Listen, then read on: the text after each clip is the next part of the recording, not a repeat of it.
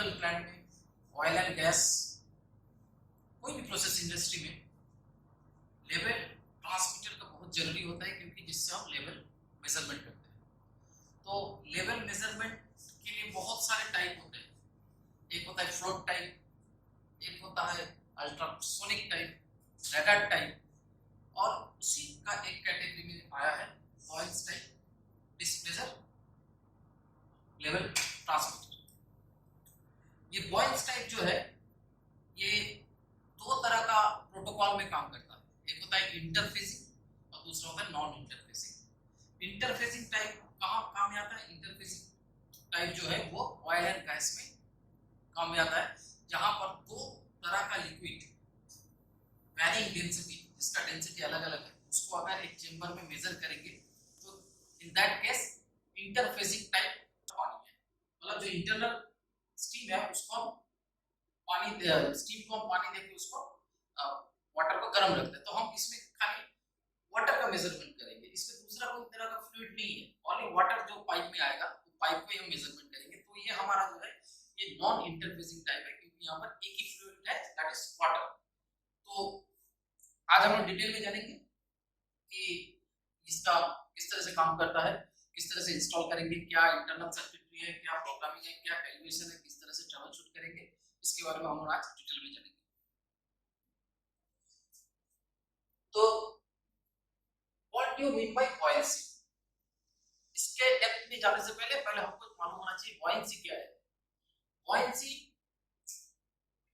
क्या होता है? तुमने देखा है कि जैसे समुद्र में कोई नाव फ्लोट किस तरह से करता है? फ्लोट करता है।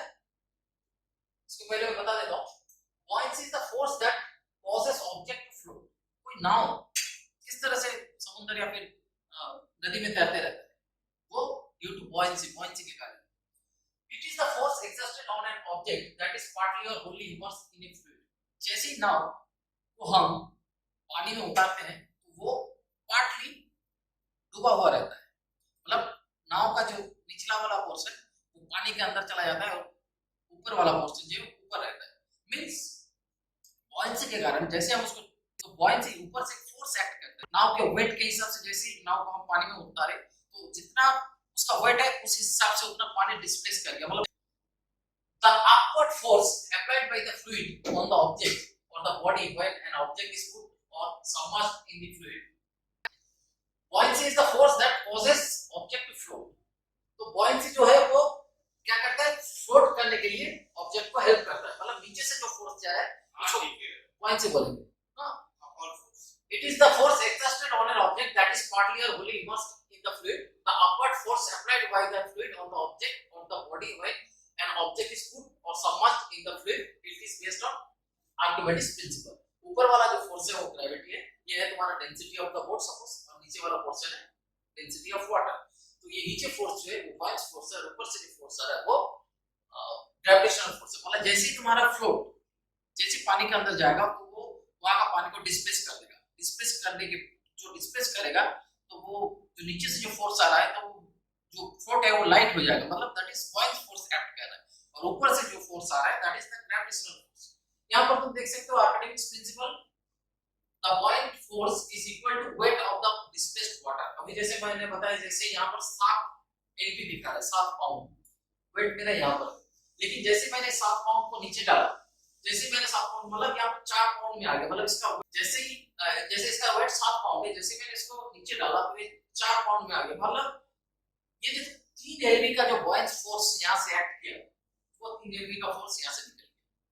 मतलब ये 3 LP जो फोर्स है उसको उसने डिस्प्लेस कर दिया, that is called the buoyant force. इसी प्रिंसिपल में हमारा डिस्प्लेसर टाइप लेवल जो ट्रांसमीटर जिसके बारे में हम डिस्कस करेंगे, इसी प्रिंसिपल में काम करता है। LP क्या है? LP is pound unit LP।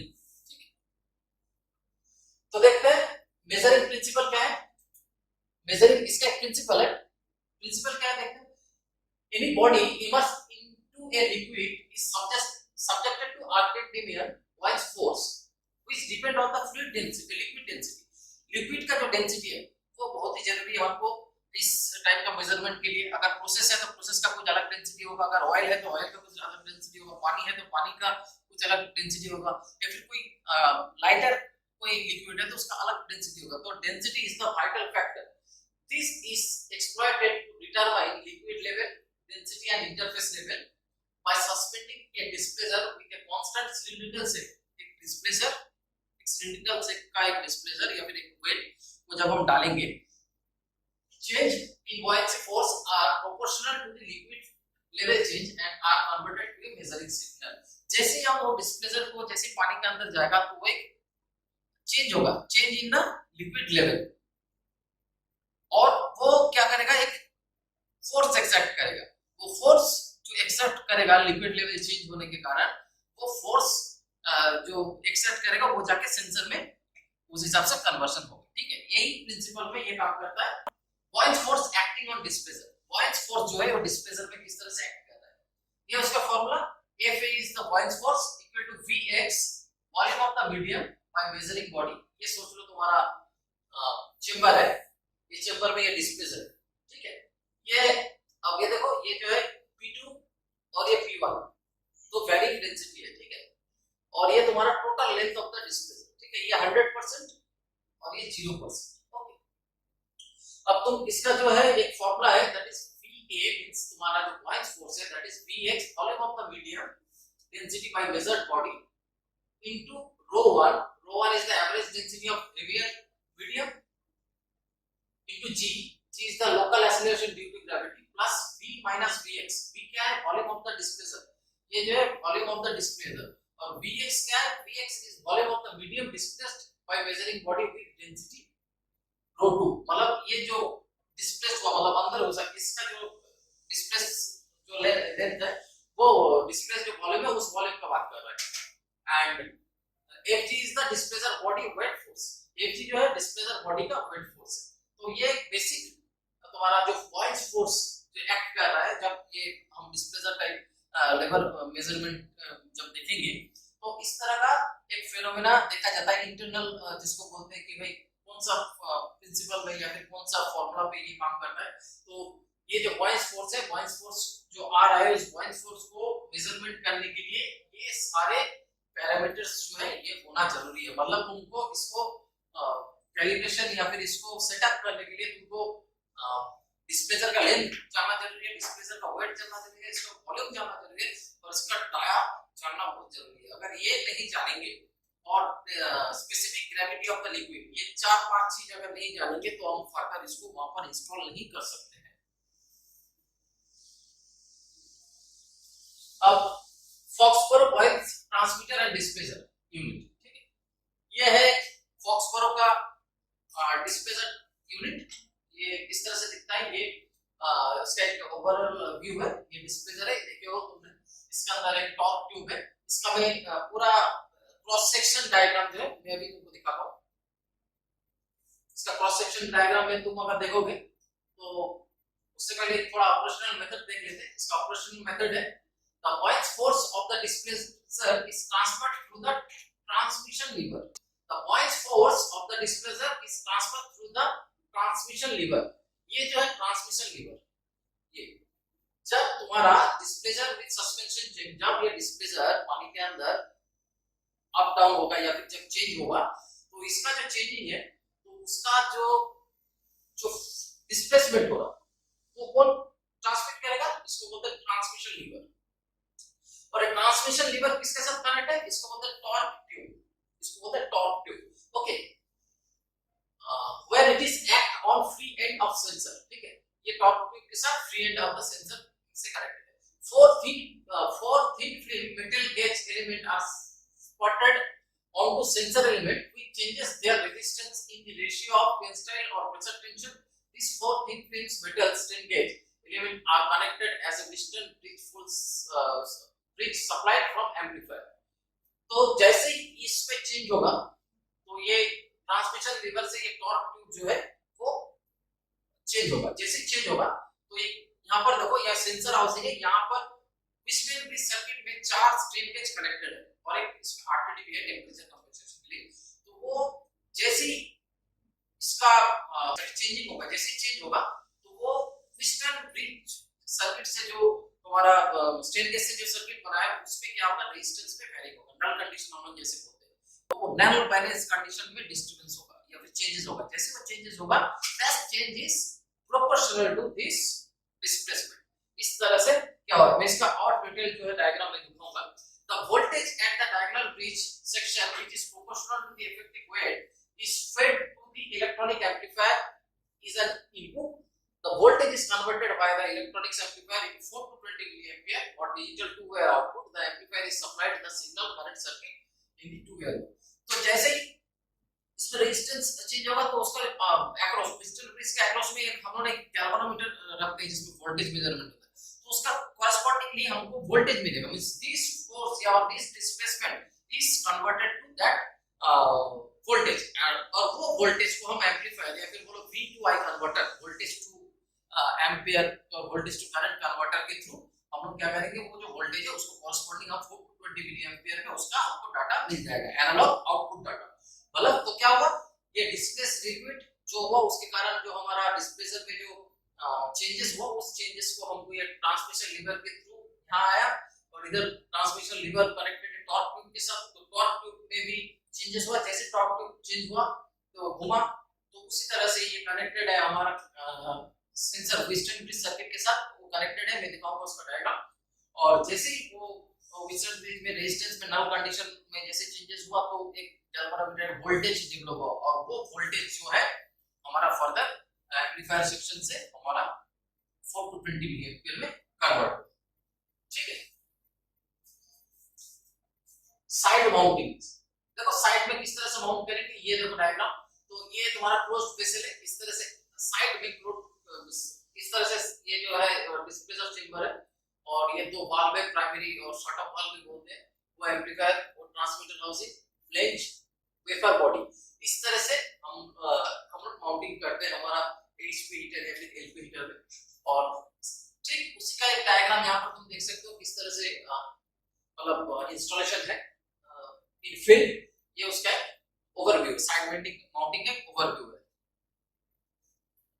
During installation, the permissible static pressure and the ambient temperature must be observed.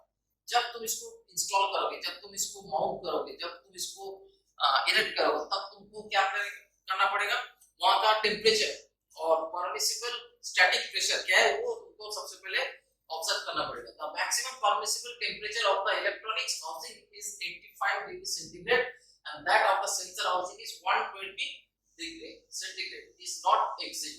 मतलब 85 और 120 ये तुम्हारा इलेक्ट्रॉनिक्स हाउसिंग जो है उसका, और 120 है सेंसर हाउसिंग जो है उसका 120 डिग्री।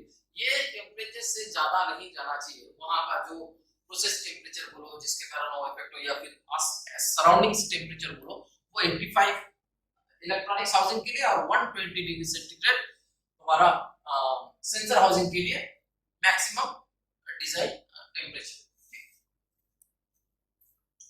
अब इलेक्ट्रिकल वायरिंग, थोड़ा इलेक्ट्रिकल वायरिंग भी हम लोग जान लेते हैं कि इलेक्ट्रिकल वायरिंग क्या है। तो एक इलेक्ट्रिकल वायरिंग का ये डायग्राम दिखाया गया है यहाँ पर। जैसे तुम सेंसर को खोलोगे तो इस तरह से तुमको ये एलसीडी है, ये कंपार्टमेंट कवर है, और इधर देखो तुमको दिख रहा है जैसे इसमें ट्रांसमीटर के ऊपर में जो कवर है उसको जैसे खोलोगे तो तुमको तीन केबल दिखेगा, 24 वोल्ट, ग्राउंड और 0 वोल्ट। इस तरह से रेड, ग्रीन और ब्लू, इस तरह का कुछ तुमको व्यू आएगा। ठीक है, ये देखो फील्ड में किस तरह से हमने ये जो तीन दिखाया ये तीन है, माइनस, ग्राउंड, प्लस। ठीक है, इस तरह से तीन कनेक्शन होगा इसमें 24 वोल्ट का सप्लाई का। और ये उसका इंटरनल सर्किटरी का डायग्राम है जिसके साथ डिस्प्ले के साथ इंटरफेसिंग किया है, जो भी चेंजेस होगा तो डिस्प्ले में किस तरह से आएगा। तो इसका जो भी डिटेल सर्किट है मैं वो भी तुमको समझाऊंगा नेक्स्ट ब्लॉक डायग्राम में। ये देखो इसमें क्या है, ये जो है इसमें 6 वायर है, क्या क्या है, रेड, ग्रे, ग्रीन,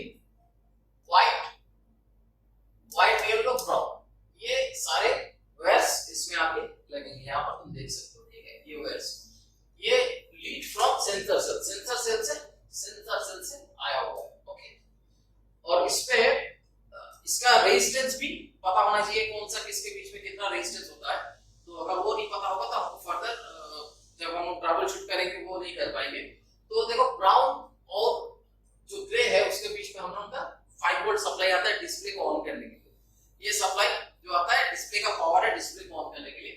और फिर ये जो व्हाइट है और दूसरा ये जो ग्रीन है इसके अगेंस्ट येलो और ग्रीन यहाँ बता रहा है, येलो और ग्रीन के अगेंस्ट में हम लोग सॉरी ये जो येलो है और ये जो ग्रीन है तो इसके अगेंस्ट में हम लोग आउटपुट वोल्टेज को लेते हैं। ठीक है, आउटपुट वोल्टेज को लेके हम लोग तुम्हारा मेजरमेंट करते हैं और उसके बाद आउटपुट वोल्टेज है वो एम्पलीफायर सेक्शन में जाता है और फिर एम्पलीफायर सेक्शन क्या करते हैं इसको 420 मिली एम्पीयर में कन्वर्ट करके हम लोग को ऐसे फीडबैक भेजता है और कुछ उसको डिस्प्ले में डायरेक्ट दिखाता है कि भाई यहाँ अभी इतना लेवल है और इतना अभी इतना परसेंटेज है।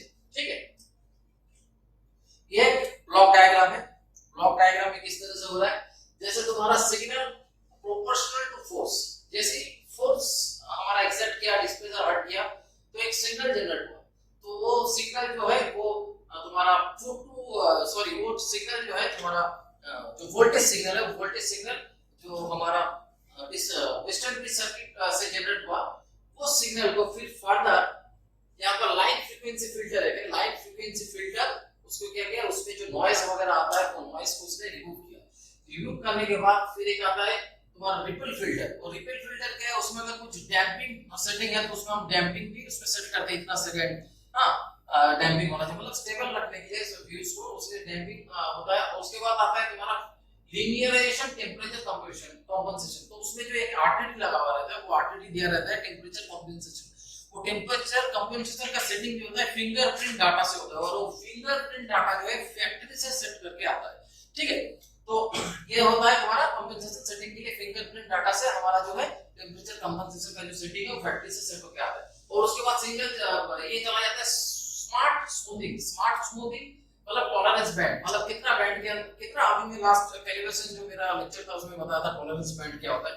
तो टॉलरेंस बैंड मतलब सेट करने के लिए स्मार्ट स्मूथिंग मतलब वो जो रेंज है वो रेंज छोड़ के भी अगर इधर प्लस और नीचे माइनस थोड़ा एक्सटेंड हो सके तो वो टॉलरेंस बैंड का जो सेटिंग है वो हम इससे कर सकते हैं। और फर्दर उसके बाद चल जाता है सेंसर एडजस्ट। सेंसर को हम एक ब्लॉक दिखा है वहां से हम एडजस्ट करेंगे और फिर वहां से होने के बाद 0 adjust voice force equal to 0 ऐसे 0 एडजस्ट होते हुए डाटा हमारा आ गया है डायरेक्ट मेजरिंग रेंज में। यहाँ पर हम मेजरिंग रेंज देते हैं ARB और फाइनली ये जो है कैरेक्टरिस्टिक फंक्शन है, लीनियर में होगा ना स्क्वायर रूट में होगा। इसमें इस केस में लीनियर हम सेट करेंगे और इधर से मिलीएम्पियर D2 का ये एनालॉग आउटपुट निकल गया और एक यहाँ से घूम के आपके ये डिजिटल आउटपुट और यहाँ से तुम्हारा जो है ये डिस्प्ले में दिखाता है। ये है तुम्हारा डिटेल, इस तरह से डिस्प्ले है। ये है तुम्हारा सेंसर, डिजिटल ब्रिज सेंसर। यहाँ से टॉर्क ट्यूब मूवमेंट हो रहा है, इधर से एक पॉइंट है, एक पॉइंट का जो मूवमेंट है उसके हिसाब से ये जो तो हमारा वोल्टेज में वेरिएशन आएगा। When the displacer is immersed into water, the displaced water due to the buoyancy is balanced by the weight of the displacer. ठीक है, यहाँ तक तो हमें मालूम है। Which produce a force to the Wheatstone bridge circuit of the 4 metal strain gauge element. The change in the resistance is the direct measurement of the level displacer. वो जो change होगा वो direct measure है। The attached added RTD to the circuit is the used for temperature measurement. उसी circuit के साथ जो RTD है वो टेम्परेचर मेजरमेंट के लिए काम में आता है। The line frequency filter and the ripple filter are used to eliminate the strain disturbance due to the swelling and shrinking of the liquid inside the pipeline. अगर कोई भी swelling या shrinking हुआ या फिर कुछ भी अनस्टेबिलिटी दिखा फ्लूइड में तो उसको डैम्पिंग फैक्टर को सेट करके हम उसको थोड़ा बहुत स्टडी कर सकते हैं। Which carry forwarded as a electrical noise to the circuit. Electrical noise के हिसाब से सर्किट में चला भी जाता है। So low pass filter are used to eliminate it and to minimise the disturbance. The damping time is adjusted by mean of the ripple filters. तो उसको वो जो नॉइज वगैरह जो कैरी फॉरवर्ड होते हैं मैंने जो बताया पहले, लो पास फिल्टर जो है उसको क्या करते हैं सप्रेस कर देता है और उसके बाद रिपल फिल्टर जो करता है वो डैम्पिंग को सेट करने के लिए यूज किया जाता है। अगर कुछ उसमें डिस्टरबेंस है कुछ अनसर्टेनिटी है फ्लूइड में तो उसको सेटल कर देता है। ठीक है, तो इस तरह से वो उसका अंदर का जो फंक्शनिंग है ट्रांसमीटर का किस तरह से स्टेप बाय स्टेप जाता है तो इतना डिटेल में कहीं भी तुम देख लो तो इतना डिटेल में कोई तुमको नहीं बताएगा। इंडस्ट्री लेवल पे, अगर एकेडमिक लेवल में जाते हो तो तुमको इसी तरह से पता चलेगा। Sensor signal is the linearized and temperature compensated by the included sensor temperature. Linearization take place via the so-called fingerprint data, अभी मैं बताया, which are determined during the production for the each sensor in the factory. In factory, the fingerprint data are loaded into the amplifier. तो जो fingerprint data जो है वो उसमें already set किया रहता है पहले से, ठीक है।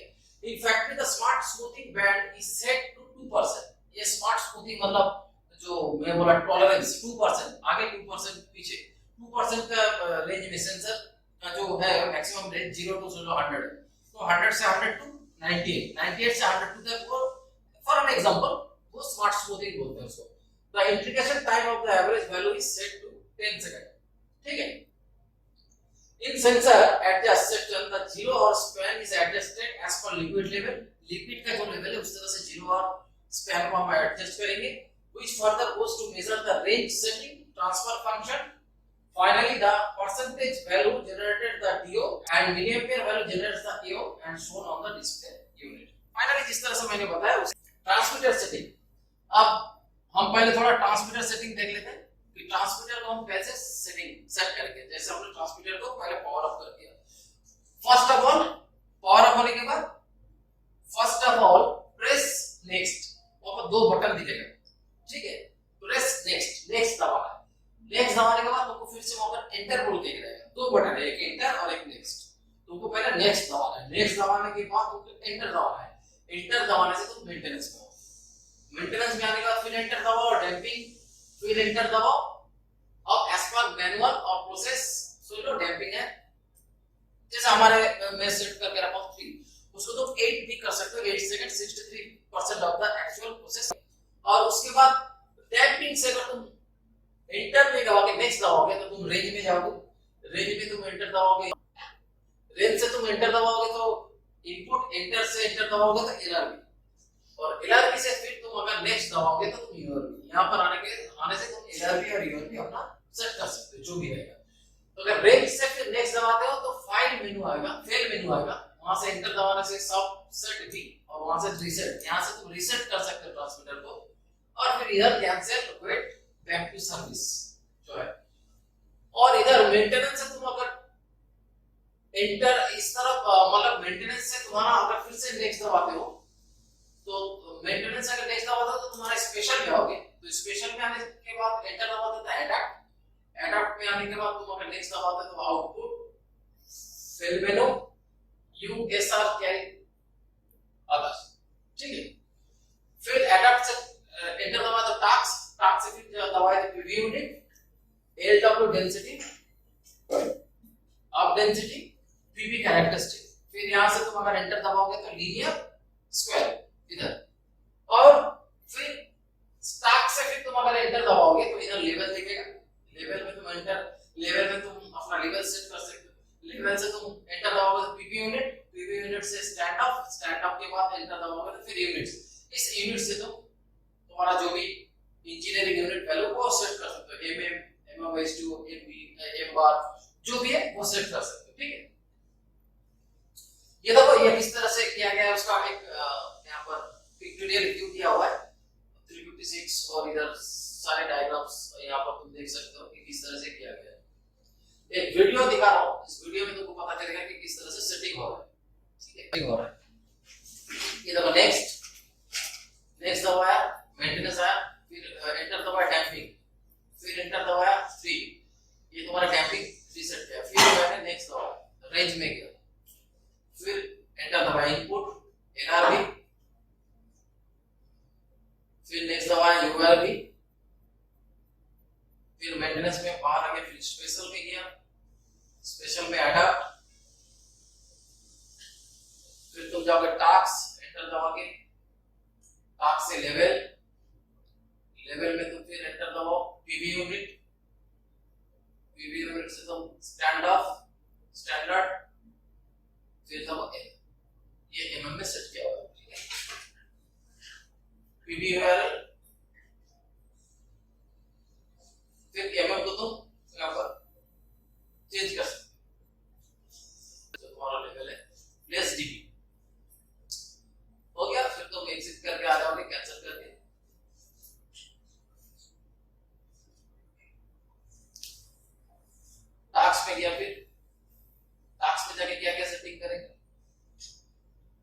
पीवी यूनिट, एलडब्ल्यू डेंसिटी 1000 दिया है, वाटर डेंसिटी 1000 होता है, आप डेंसिटी कुछ नहीं है, 0 है। और कैरेक्टरिस्टिक्स देखो लीनियर क्या हुआ है, स्क्वायर रूट दिया लेकिन लीनियर से क्या हुआ है, ठीक है, वो ऑप्शन दिखाने के लिए। Output fail menu, USR call, LW trim, LW up trim में इतना वैल्यू दिया है 356, कंट्रोल ट्रिम, अदर्स। जैसे जैसे मैंने बताया कैंसिल करके सर्विस पे आ गया। और उससे ऊपर जैसे जैसे मैंने बताया वो सारे special adapt task level PV unit सब आया इसमें। इस तरह से मेंटेनेंस डैम्पिंग रेंज फेल मेनू जितना जितना एआरबी सेटिंग जितना है आप डेंसिटी जितना भी मैंने सेटिंग्स वहां पर प्रोग्राम में दिखाया उसी तरह से एक फंक्शनिंग तुमको इस तरह से अगर तुम इसका जो ट्रांसमीटर सेटिंग का जो डाटा है इसको समझ जाओगे तो तुम लोग खुद से जब फर्स्ट टाइम ट्रांसमीटर इंस्टॉल करोगे तो उसका डाटा तुमको जब मिलेगा क्या डाटा है वो मैनुअल से तो तुम इसके वैल्यू खुद से उसमें पुट कर सकते हो, ठीक है। अब आता है कैलिब्रेशन। कैलिब्रेशन बहुत ही वाइटल पार्ट है। जैसे सब कुछ हो गया हमको भी कैलिब्रेशन जानना है कि इसको कैलिब्रेशन हम किस तरह से करेंगे। लेकिन कैलिब्रेशन जैसे हम पावर प्लांट के हिसाब से जो बोल रहे हैं मैं सबसे पहले बताया था कि हमारा जो है एक नॉन इंटरफेसिंग लिक्विड है जिसमें खाली वाटर रहता है। ऑयल एंड गैस में जाएंगे तो हमको दो तरह का लिक्विड मिलेगा, एक ऑयल हायर डेंसिटी या फिर दूसरा कोई लोअर डेंसिटी का ऑयल, तो वो होगा इंटरफेसिंग है। और कैलिब्रेशन होता है तुम्हारा दो टाइप का, एक हो गया ड्राई कैलिब्रेशन और दूसरा हो गया वेट कैलिब्रेशन। हम लोग यहाँ पर वेट कैलिब्रेशन में ज्यादा ध्यान देंगे क्योंकि हम लोग प्रोसेस में लगा के उसको कैलिब्रेट करेंगे। ड्राई कैलिब्रेशन में होता है कि हमको सेटअप को खोल के लैब में लेके जाना पड़ेगा और जो डिस्प्लेसर है वो डिस्प्लेसर को हटा के वहां पर वेट इक्विवेलेंट वेट डाल के फिर हमको उसको कैलिब्रेशन करना पड़ेगा, ठीक है। तो देखते हैं हम कैलिब्रेशन में क्या क्या है।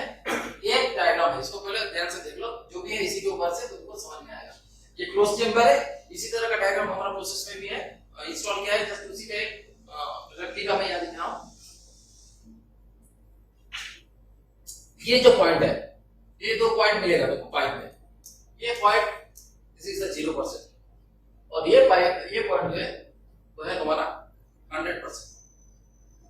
ये ड्रेन है और इसको बोलते हैं सेटअप प्राइमरी वाल्व्स, ठीक है। इसमें दो लेवल दिखाया गया है, एक जीरो लेवल और एक फुल लेवल। जीरो लेवल में देखो डिस्पेंसर जो है पानी के जस्ट ऊपर टच किया हुआ है और फुल लेवल में जो है पानी के ऊपर में टच किया है, मतलब ये 0% लेवल 4 मिलियन और फुल लेवल पे देखेंगे तो डिस्पेंसर जो है पानी जो है डिस्पेंसर के ऊपर चल गया है, ये है तुम्हारा 100% लेवल 20 मिलियन पे। अब इसी के बेसिस में हम लोग क्या करेंगे, कैलिब्रेशन करेंगे। इसी के बेसिस में सारे कैलिब्रेशंस को हम लोग आगे लेके जाएंगे, ठीक है। ये डायग्राम देख लो एक बार, इसमें फिर से और थोड़ा बताया गया है। डिस्पेंसर जो है 4 मिली एम्पियर, जीरो लेवल 0%।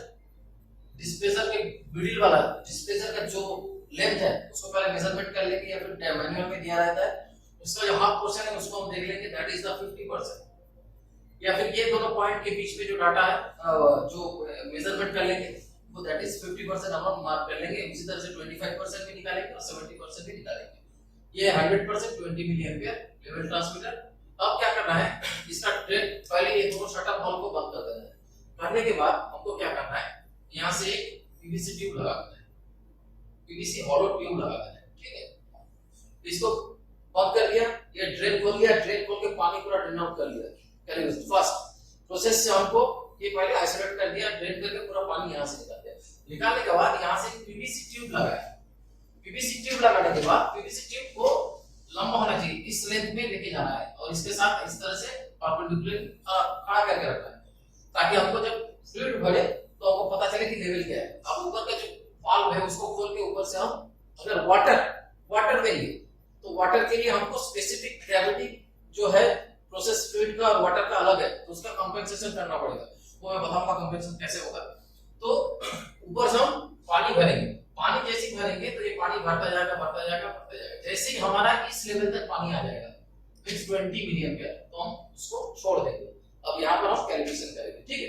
ये वेट कैलकुलेशन का बता रहा हूँ, लेकिन उसको जानने से पहले कुछ डाटा हम उनको गैदर कर लेना है, भाई क्या क्या है कैलकुलेशन करने के पहले। Gather the data before calculation. ये देखो शेप का जो लेंथ है 200 mm है, ये डिस्प्लेसर है, डिस्प्लेसर लेंथ है 356 mm, डिस्प्लेसर का वेट है 1.641, वॉल्यूम है 1013.22 cm, डेंसिटी ρ1 0 एयर का, डेंसिटी ρ1 100 वाटर का दिखाया है। ये सारा डाटा तुमको इसका कवर मिल जाएगा, ठीक है। ये है हमारा primary data. Calibration procedure of wet calibration. Wet calibration क्या करेंगे, first of all close the primary isolation valve and drain the process liquid from the displacer chamber. Displacer chamber से हमने प्रोसेस लिक्विड को निकाल दिया। उसके बाद नेक्स्ट है close the drain valve. Drain valve को क्लोज किया। Connect A transparent PVC pipe, PVC tube at the drain point. Drain point में पीवीसी ट्यूब को लगाया, पता है, लगाने के बाद ड्रेन वाल्व को हमने खोल दिया, ठीक है। नहीं तो पानी कैसे आगे बढ़ेगा। For calibration with water, we have to calculate the new water length as process liquid and water have different densities. Process liquid और water का दोनों का अलग-अलग densities है। Process liquid का water से कम density होता है, तो इसलिए हमको new length calculate करना है, that is the new span कि 100 कहाँ पर होगा, ठीक है। Calculation for span, अभी नया जो span है मतलब 100% मेरा कहाँ होगा, मेरा 100 नहीं रहेगा, ये प्रोसेस लिक्विड के लिए सपोज है, तो ये 100 मेरा शिफ्ट होगा, तो ये 100 कहां रहेगा, तो वो मुझे फाइंड आउट करना है। तो कैलकुलेशन फॉर स्पैन, स्पैन निकालना कैसे। Let us suppose the process liquid has a specific gravity of 0.85। जो मेरा लिक्विड उसके अंदर है, ट्यूब के अंदर इनिशियली, उसका पहले मुझे स्पेसिफिक ग्रेविटी, हमको डाटा कलेक्शन कर लेना है कि इसका स्पेसिफिक ग्रेविटी क्या है। अगर नहीं है तो पहले वो वाटर को लेके जाके हमको अपना प्लांट में, डीएम प्लांट में लेके जाके इसका स्पेसिफिक ग्रेविटी, या फिर हमारे पास अगर स्पेसिफिक ग्रेविटी मीटर है हमारा, है ना, तो मीटर डाल के हमको उसका स्पेसिफिक ग्रेविटी पहले मेजरमेंट कर लेना है। स्पेसिफिक ग्रेविटी पता चल गया। और अब क्या है, पानी का एक है स्पेसिफिक ग्रेविटी। अब क्या है, फार्मूला क्या है, यूआर या फिर स्पैन कैसे कैलकुलेट करेंगे, process liquid specific gravity divided by water specific gravity into 100%, ठीक है। तो URL क्या होगा, 0.85 divided by 1 into 100 equal to 85%. अब 85% of what, 85% of the length of the displacer का जो लेंथ है that is 356 mm given, ये तुम्हारा मैनुअल में रहेगा। तो therefore 85% of 356 equal to 302.6 mm। ये जो है तुम्हारा न्यू स्पैन होगा, न्यू यूआरएल। ये जब हम वाटर में करेंगे तब, हाँ, जब वाटर में देखिए करोगे, अगर तुम प्रोसेस लिक्विड से करते हो तो फिर कोई जरूरत नहीं।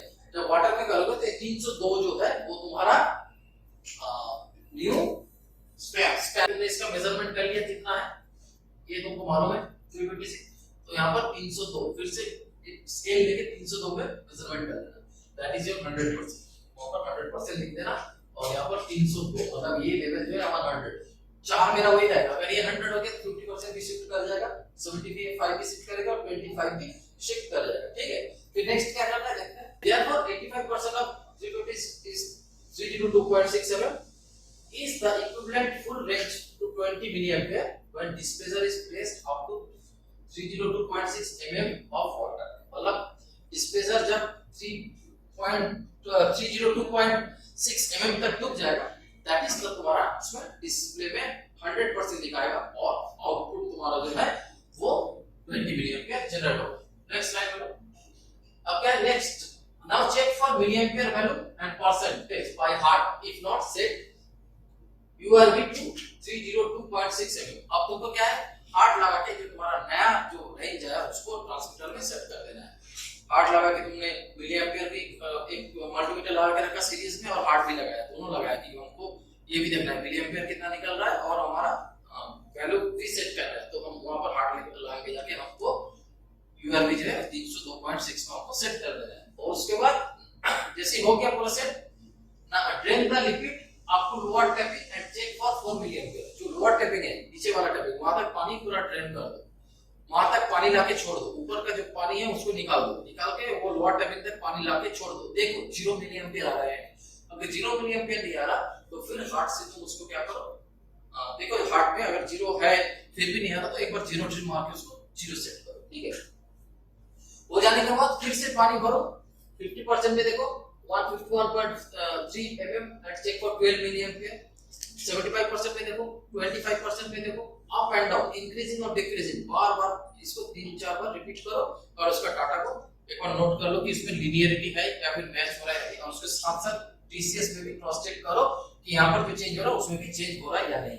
इसमें कोई जीरो स्पैन सेट करने का कोई जगह नहीं है क्या एवरीडे इसमें है? तो हार्ट से तुम कर रहे हो, हार्ट से कर रहे हो, डिस्प्ले से कर रहे हो, डिस्प्ले से कर लो, और ट्रांसमीटर की बॉडी में भी दो दिया है, इस साइड में नॉब दिया है 0 का एक्सपेयर का, उसको एक एलन की 3 mm का डाल के 5 सेकंड तक दबा के रखो, 0 वाला जो है 0 में एक एलन की डाल के 3 mm का 5 सेकंड तक दबा के रखो तो तुम्हारा 0 हो जाएगा, ठीक है। ये है उसका। और 100 में लेके जाकर अगर upper trim lower value upper value trim करना है तो उसको दबा के 5 सेकंड तक दबा के रखो, पुश करके रखो तो 100 में हो जाएगा। वहां से तुम डैम्पिंग भी सेट करते हो, ठीक है, डैम्पिंग भी सेट कर सकते हो वहां से।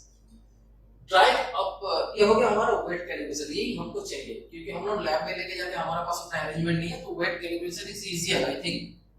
तो अब थोड़ा बहुत ड्राई कैलिब्रेशन भी जान लेते हैं। ड्राई कैलिब्रेशन मैंने आपको पहले ही बताया, dry calibration is performed in lab without water, the displacer is removed with the same weight and corresponding checks for milliampere hour। उसी तरह से तुमको मेजरमेंट करना है, वेट डालना है, वेट डाल के देखना है भाई 20 में कितना आ रहा है, 4 में कितना आ रहा है, ठीक है। अब ये वेट और डिस्प्लेसर वेट ये दोनों में अगर कुछ वेरिएशन होगा तो तुम्हारा कैलिब्रेशन में प्रॉब्लम होगा, इसलिए दोनों का वेट एकदम सेम होना चाहिए। ड्राई कैलिब्रेशन का मतलब ये होता है कि इक्विवेलेंट वेट तुमको देना है, सो एक 1.365 अगर डिस्प्लेसर का वेट है तो 1.365 तुमको डालना पड़ेगा, ठीक है, नहीं तो फिर तुम्हारा कैलिब्रेशन में एरर है।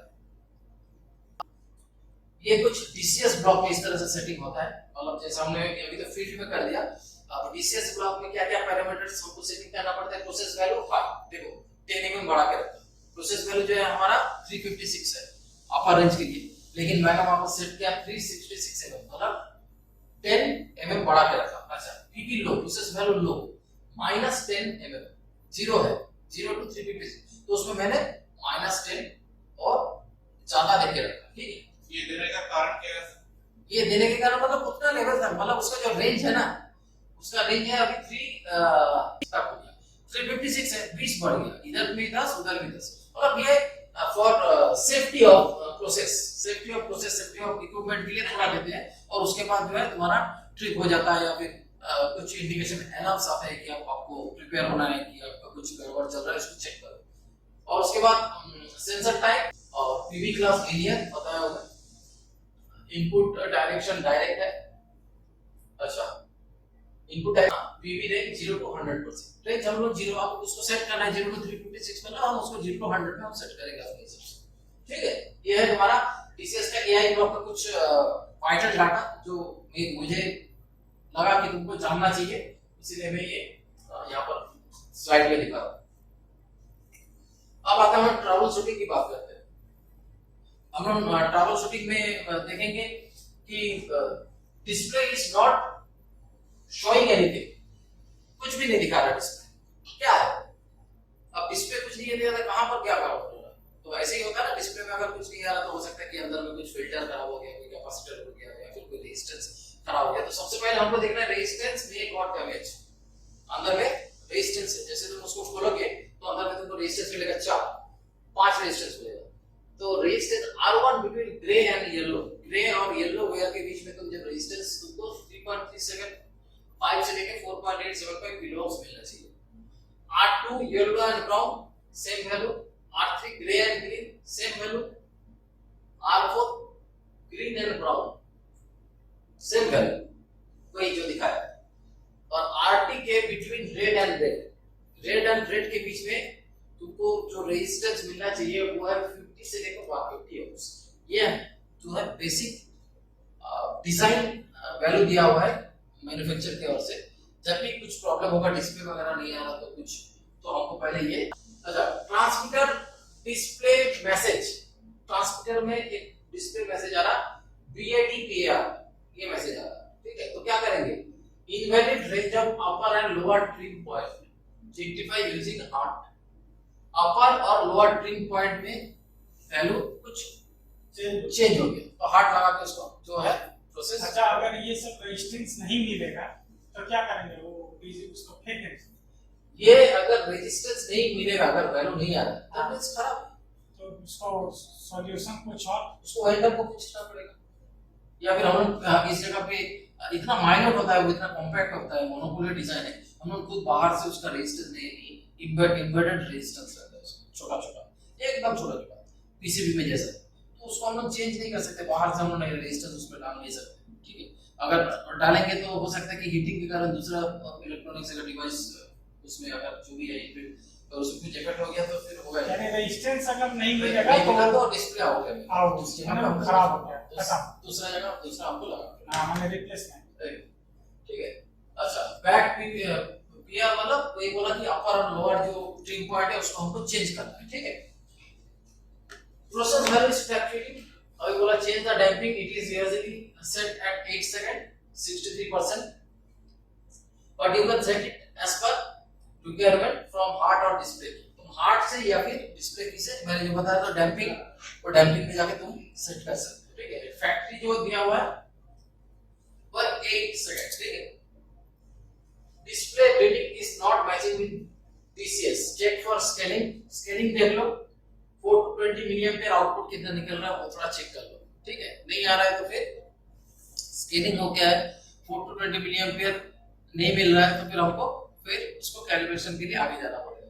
देखो यहाँ पर फिर उसी तरह से किया है, process value is not changing, all these are same, लेकिन घुमा के लिखा हुआ है check for transmitted data by HART and perform weight calibration. पहले पूरा डाटा देख लो, मैच हो रहा है नहीं, कहीं पर चेंज तो नहीं हो गया, जीरो शिफ्ट तो नहीं होगा, 100% शिफ्ट तो नहीं होगा, एरर भी सब ठीक है ना, डैम्पिंग ठीक है, जितना भी उसमें डाटा इनपुट डाटा है लीनियर है, जितना भी है सबको पहले चेक कर लो हार्ट से एक बार, अगर सब ओके है फिर भी एक बार पावर रिसेट करो, रिसेट करने के बाद एक बार ऑन करो, फिर भी अगर वो स्टक होके रह गया तो तुमको क्या करना पड़ेगा, तुमको एक बार उसमें हो सकता है कि तुम दूसरा डिस्प्ले लाके देख सकते हो कि भाई एक बार हुआ था हम लोग का स्टक हो गया था, तो हमने उसमें एक दूसरा डिस्प्ले लगाया था तो वो चालू हो गया। उसके बाद क्या करना है, तुमको वेट कैलिब्रेशन परफॉर्म कर देना है, ठीक है। इसमें भी तुम वेट कैलिब्रेशन कर सकते हो, इसमें भी वेट कैलिब्रेशन कर सकते हो, all are valid. Finally display message WR ये डिस्प्ले में अगर इस तरह से कुछ मैसेज आता है, इस सारे बहुत सारे मैसेज है, 15-20 मैसेज है, मैं कुछ सिलेक्टेड मैसेज लिया हूं, तो इसमें देखना invalid range of URB due to indirect configuration, मतलब कॉन्फ़िगरेशन मतलब तुम सेटिंग कर रहे हो तो उसमें शायद कुछ गड़बड़ हुआ होगा, मतलब कॉन्फ़िगरेशन तुम्हारा ठीक ठाक नहीं है, तो तुम्हारा जो है URB जो है उसको वो इनवैलिड बता रहा है, तो इनवैलिड बताने के कारण क्या होगा, तुमको ये मैसेज आएगा, तो उस केस में तुमको फिर से जाके दोबारा URB सेट करना है, ठीक है। कोई क्वेश्चन है तो तुम पूछ सकते हो।